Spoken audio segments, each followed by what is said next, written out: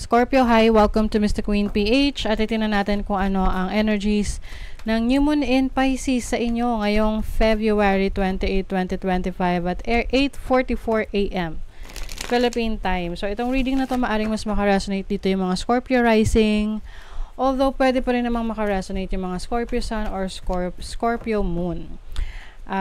Also, if you still don't know ano yung rising sign ninyo, meron tayong video na nagpapaliwanag dyan. So, meron tayong link ng video sa description. Paka-check nyo na lang. And also, if you want a private reading, meron din tayong link sa description at sa pin comment. Paka-check nyo na lang kung paano mag-book for a private reading. Please subscribe to our channel to show your support. Like, share this video at comment na rin kayo kung kayo ay naka-resonate. Okay, Scorpio, for you, itong New Moon in Pisces is happening in your 5th house, which is the house of passion, house of creativity, house of dating. Maaring yung iba sa inyo, Scorpio, if you are single, you will meet someone na kung saan you will enjoy itong company ng person na to. Maaring mauwi ito sa malalim na relationship. So yung iba naman, this can be, alam mo yung one night stand, ganyan, or maaring maging mabilis yung progress ng relationship na to. Kailangan lang medyo maging maingat ka kasi meron tong challenging aspect sa Jupiter, which is in your 8th house. Alam mo yung tipong masyadong minsan kasi parang open na open tayo sa iba, na akala naman ng iba pwede ka na nilang i-take advantage. So be very careful with that.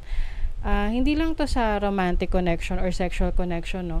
Pwede rin tong sa creative projects mo na maaring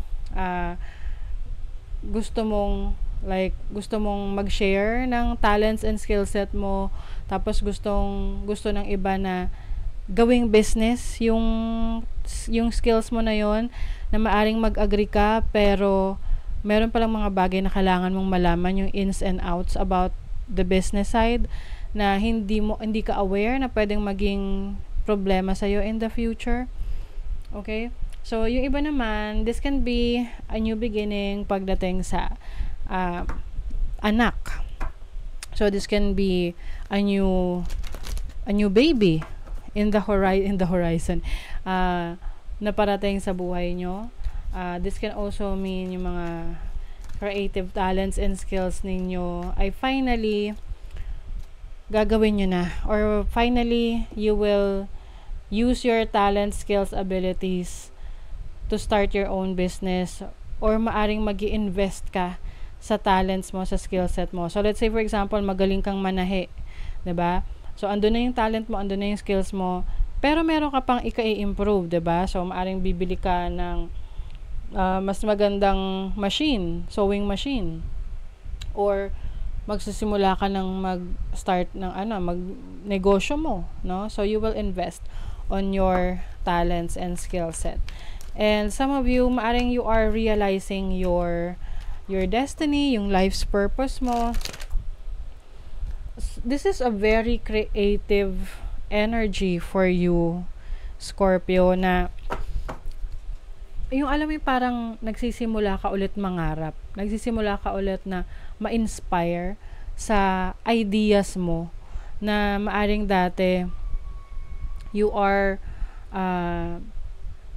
limited dahil maaring may doubt ka sa sarili mo, or merong mga tao na iniiwasan mo, or merong mga tao na hindi nagsusupport sa goals mo, kaya parang hindi ganun kabuo yung loob mo. But now maaring you are finally overcoming that doubt, self-doubt, and you are now trusting yourself. May conflict. Okay, tingnan natin. Clarity. Yes, I think itong conflict na to can be conflict of interest, or ito yung parang reason rin for some of you, dahil reason ninyo para hindi simulan yung isang bagay. Pwedeng conflict of time, conflict of availability, or merong mga taong hindi nga supportive sa gusto ninyong gawin. You have Amethyst meditation. So, I feel like ngayong new moon in Pisces, you will gain clarity through meditation. By clearing your mind. Kasi minsan, masyado tayong busy. Masyadong busy yung isip natin. Ang dami nating ideas. Ang daming mga pinapakinggan ng mga iba't ibang opinion. So, ngayon, you're going to clear your mind. Once you finally clear your mind, you will gain clarity and alam mo na kung ano yung gusto mong gawin. Okay? You will pursue whatever you want. You have the Star. Healing. You are healing from your past mistakes, yung mga dati mong mga ginawa na alam mong hindi nakabuti sa'yo. You are finally realizing na it's all in the past. Kailangan mo na mag-focus doon sa present moment mo dahil yun ay mayroong epekto sa future mo. The Star is also about your hopes and dreams.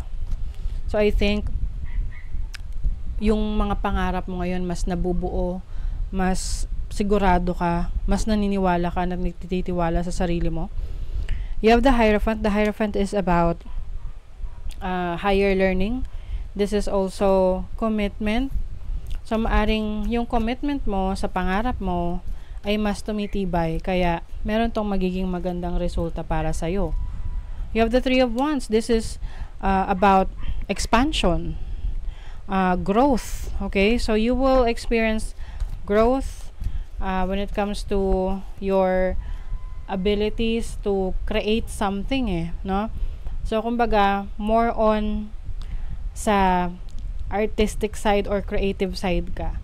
And I think you will tap into that to start a business that will bring in more income sa'yo in the future. You have the Seven of Wands. So, I think hindi ka na naniniwala sa opinion ng ibang tao sa'yo.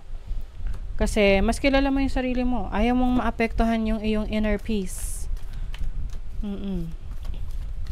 So, you will really focus on yourself.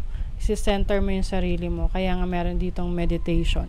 Meditation will really help you. Work through your feelings. Yes, so this is acknowledging yung nararamdaman mo. Yes, may mga times na you are feeling down. May mga times naman na you are excited. So as long as ina-acknowledge mo yan at hindi mo iniiwasan, then it will bring impact sa actions mo na okay, malungkot ako ngayon, and that's fine. Kumbaga, dahil lahat naman ng emosyon pwede nating maranasan. But it doesn't define you. It doesn't mean na hindi mo na gagawin yung ginagawa mo or yung mga plans mo kasi malungkot ka, diba? So, i-acknowledge mo lang.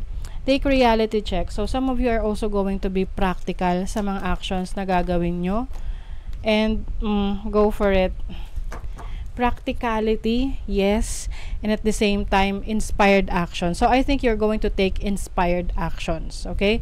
So, that is your reading, Scorpio. Thank you so much. See you again.